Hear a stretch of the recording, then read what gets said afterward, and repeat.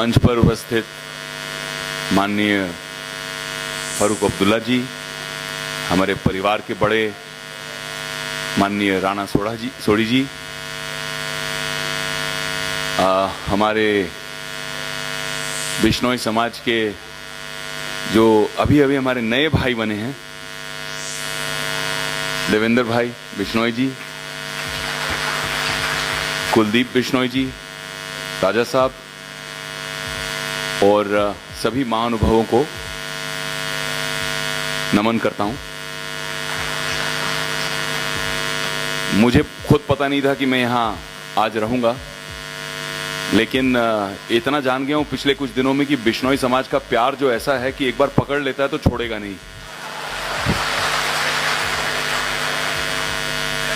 2 दिन 3 दिन पहले ही मिला हूं मैं देवेंद्र भाई से, तो भाई भी बन गए, भाई का हक भी जता दिया कि आपको तो आना ही है सुबह सुबह। ठीक है भाई, पहुंच जाएंगे। लेकिन हालांकि मैं राजस्थान में पला बड़ा हूं, राजस्थान की मिट्टी से बहुत प्रेम है, बहुत प्यारी प्यारी यादें हैं। दाल बाटी चूरमा केर सांगरी यही खा के बड़े हुए हैं वहां पे। बिश्नोई मित्र कह रहे हैं, क्लासमेट कह रहे हैं स्कूल में, मेयो कॉलेज में अजमेर में। लेकिन 3 दिन पहले ही मुझे बिश्नोई समाज के बारे में, तब तक तो लगता था सिर्फ कि बिश्नोई एक सरनेम है, जैसे हम ओबरॉय हैं वैसे बिश्नोई हैं। लेकिन पहली बार मुझे एक देवेंद्र भाई ने ज्ञान दर्शन दिया कि क्या है बिश्नोई समाज, 20/9 बिश्नोई, और क्या सुंदर बातें हैं इसके बारे में जो मैं सुनकर चौंक गया। और जब उन्होंने मुझे इतना बताया तो मैं उसी रात उसी शाम घर जाकर मैंने ऑनलाइन विकिपीडिया पे गूगल पे सर्च मारा और गुरुजी आपके जाम्बेश्वर महाराज जी के बारे में पढ़ा और जय दंग रह गया मैं कि 500-550 साल पहले एक महापुरुष जो आज यूनाइटेड नेशंस के मंच पर एनवायरमेंटल बातें हो रही हैं, जो ESGs के बारे में बता रहे हैं कि भाई सस्टेनेबिलिटी के गोल्स बनाओ, देशों के लिए रूल्स बना रहे हैं, वही गोरे जो दुनिया में सारे पेड़ काट चुके हैं अब वो बोल रहे हैं पेड़ आप उगाओ। लोगों ने बहुत अलग अलग मिशन के लिए अपनी जान दी है और उनको भी सराखों पर सलाम। लेकिन पेड़ों को, हमारी प्रकृति को, निसर्ग को बचाने के लिए जो बिश्नोई समाज का बलिदान है, उससे ऊंचा कोई बलिदान शायद दुनिया में नहीं है। हमने जब अमृता देवी की कहानी पढ़ी, आंखों में आंसू आ गए। वो उनकी बेटियां, जिस तरह का उनका बलिदान आज भी सन 1700 से लेकर आज भी याद किया जाता है, तो मैं तो यही कहूंगा देवेंद्र भाई, कुलदीप भाई आप भी यहां हैं, वैसे आप वैसे काफी हैंडसम हीरो लग रहे हैं। मुझे लगता है कि इस टॉपिक पर बहुत सीरियसली फिल्म आपको बनानी चाहिए। भारत के ही नहीं पूरे दुनिया के लोगों को जानना चाहिए, क्योंकि ये एक बहुत अमूल्य, हमारे देश का एक अमूल्य कोश है। ये हिस्ट्री जो है हमारी, ये जो हमारी ये कल्चर है, जो बिश्नोई समाज की इतनी सुंदर संस्कृति है, इसे दुनिया में बंटना चाहिए, लोगों तक पहुंचना चाहिए। आप बिश्नोई समाज के बारे में गूगल करके देखिए, दुनिया में ऐसा दृश्य आपको नहीं मिलेगा, क्योंकि हर घर में, मेरे घर में भी, हम गाय का दूध निकालते हैं और बच्चों को पिलाते हैं। एक दुनिया में एक ही समाज है बिश्नोई समाज, जहां पे अगर हिरन मर जाए तो उसके बच्चे को बिश्नोई हमारी माताएं अपने छाती से लगाकर अपने बच्चे की तरह दूध पिलाती हैं। ये दुनिया में आपको कहीं और नहीं मिलेगा। केवल 3 दिन में इतना इंप्रेशन मुझ पर जम गया है बिश्नोई समाज का, तो आप सभी को नतमस्तक होकर मैं प्रणाम करता हूं। बस इस सुंदर कार्य में मेरे लायक कोई भी सेवा हो तो मैं हमेशा आपके साथ जुड़ा रहूंगा। जय हिंद।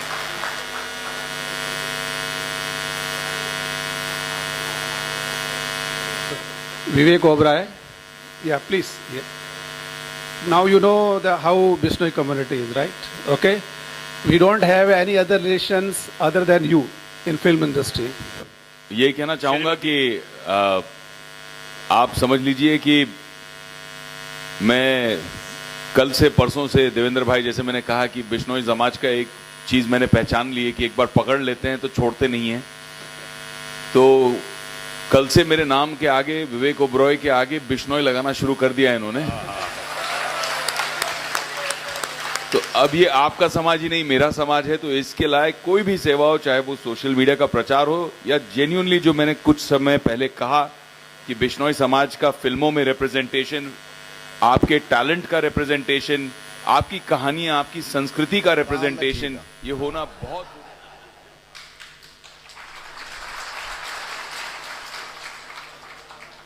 परम श्रद्धेय आज इस समारोह के मुख्य अतिथि मेरे बड़े भाई फारूक अब्दुल्ला जी, मुख्यमंत्री पूर्व जम्मू कश्मीर, बाकी यहाँ कन बहुत पद रहे आप घंटों लाग जी।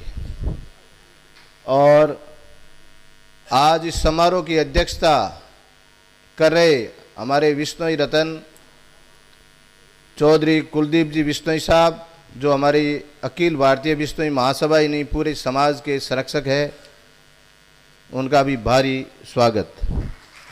और इस समारोह के विशिष्ट अतिथि